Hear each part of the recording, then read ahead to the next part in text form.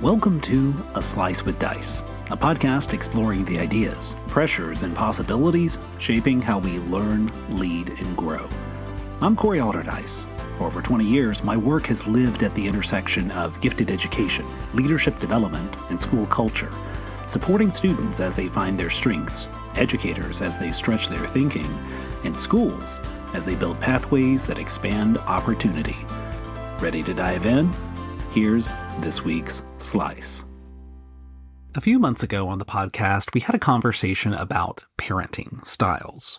Lighthouse parenting, dolphin parenting, the balancing act between giving young people guidance while also giving them enough room to struggle, grow, and eventually learn how to navigate life on their own.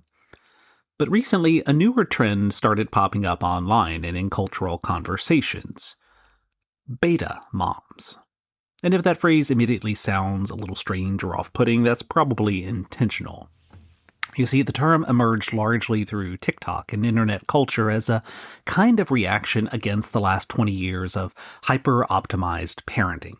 It stands in contrast to the tiger mom archetype that dominated much of the 2000s and early 2010s. Instead of trying to manage every variable of childhood, this so-called beta mom embraces imperfection, flexibility, and a rejection of the invisible parenting Olympics that so many families feel trapped inside. Now, personally, I'm not convinced beta mom is a particularly good label. In current internet culture, beta carries all sorts of baggage about weakness, passivity, or disengagement. And I actually think most of the parents associated with this trend are not disengaged at all. In fact, I think many are deeply invested in their children's emotional well-being and development. But what interests me here is not the label itself. What I'm intrigued by is why this conversation resonates particularly at this moment. Because taking into account the memes and the TikToks and the cultural shorthand, all of that includes a much bigger question.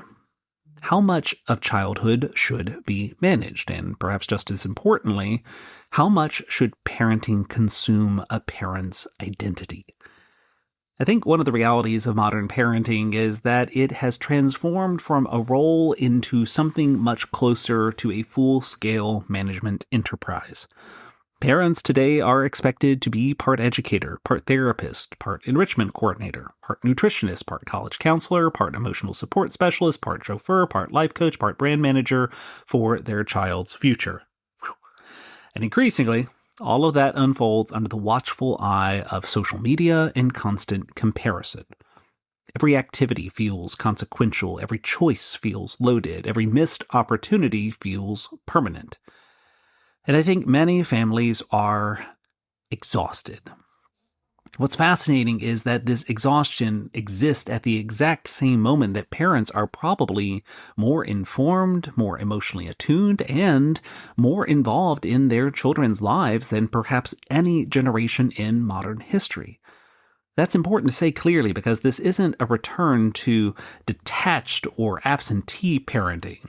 People of my generation and older often romanticize growing up in the 80s and 90s. We talk about riding bikes all day, disappearing into neighborhoods for hours, roaming shopping malls, or figuring things out on our own without constant supervision. And yes, there was certainly more freedom in many ways. But I think we also sometimes flatten that nostalgia into mythology. A lot of that wasn't necessarily an intentional parenting philosophy. It was structural. Parents had fewer tools for constant oversight. There were fewer extracurricular expectations, fewer digital portals tracking grades and assignments in real time. No smartphones, no GPS tracking, no expectation of perpetual communication and availability. Today, parents can monitor nearly everything, which means choosing not to monitor constantly has become an active decision rather than a technological limitation. And that changes the psychology completely. What's emerging now feels less like free-range parenting and more like a broader rejection of the idea that every aspect of childhood must be continuously optimized. And honestly, I think some of the shift is happening because families are beginning to question whether all of that optimization is actually producing healthier, happier, or more resilient young people. We've spent years increasingly managing childhoods, increasingly supervised childhoods, increasingly curated childhoods. And yet many schools, educators, counselors, and parents are simultaneously reporting more anxiety, perfectionism, fragility, fear of failure, and difficulty navigating discomfort or ambiguity. Now, that doesn't mean that structure is bad. It doesn't mean that expectations are bad.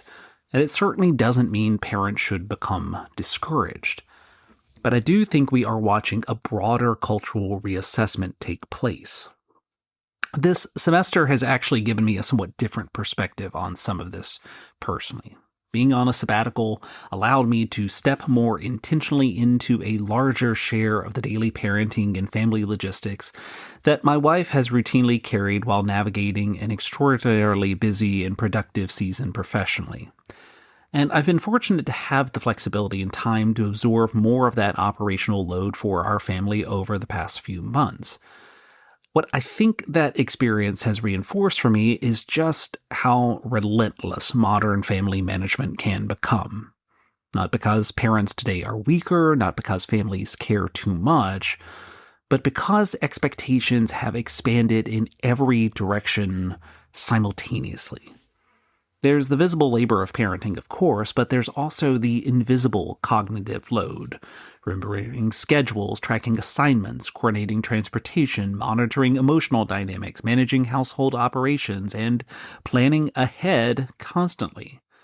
At times, modern parenting can start to resemble project management more than family life. And I think that's part of why concepts like beta moms resonate even if the terminology itself is imperfect. For some families, this is less about lowering standards and more about trying to build lives that are actually sustainable. Because one of the hidden dangers of optimization culture is that eventually every domain of life becomes performance-based. Careers, fitness, friendships, vacations, children, parenting, all of those things become optimized. And eventually, people begin to feel like they are perpetually failing at lives that have become impossible to fully manage. I also think this conversation intersects with something happening in education more broadly. For years, we have increasingly conditioned students and families to approach childhood through the lens of strategic positioning.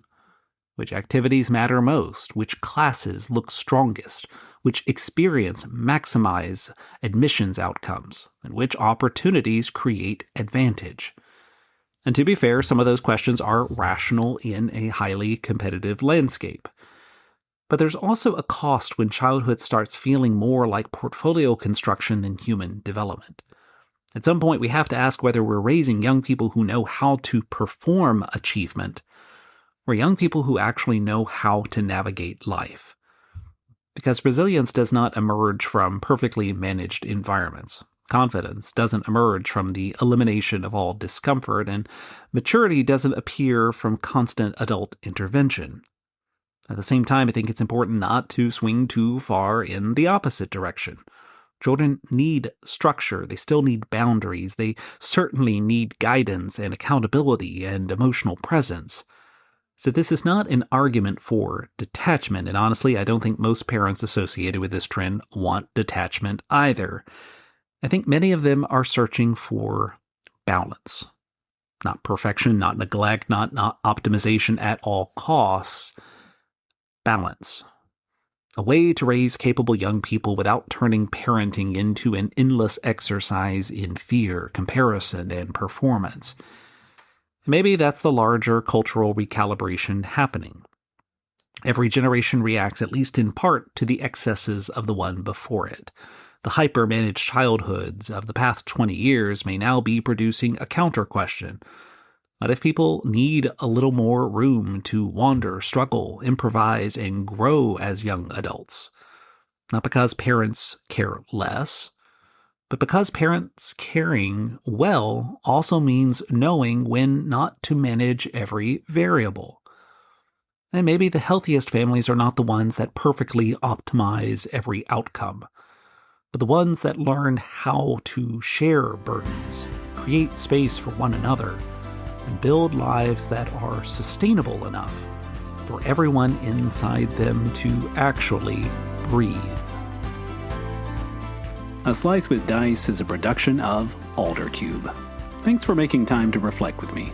If you're finding value in these episodes, I hope you'll subscribe and help spread the word. Until next time, lead boldly, listen closely, and keep pushing forward. I'll see you then.